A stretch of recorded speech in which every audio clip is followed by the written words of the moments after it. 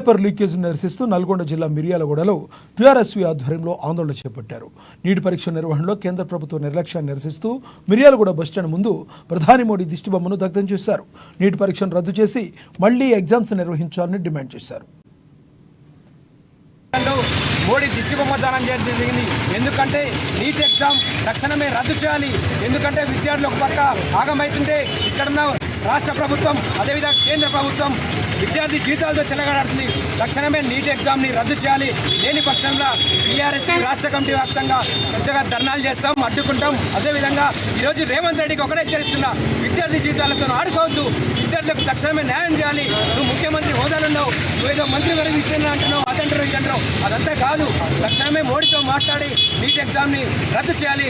లేని పక్షంగా విద్యార్థి వ్యాప్తంగా రాష్ట్ర వ్యాప్తంగా ఆందోళన చేస్తాం. ఇక్కడున్న జిల్లా మంత్రులు ఇటుపక్క ఒక మంత్రి అటుపక్క ఒక మంత్రులు, ఈ మంత్రులకు మేము ఒకటే హెచ్చరిస్తాం, మీరు నీట్ ఎగ్జామ్ గురించి ప్రధానితో మాట్లాడండి, పార్లమెంట్లో ఒకసారి మాట్లాడండి. లేని పక్షంగా తీవ్రంగా మీకు ఖండిస్తూ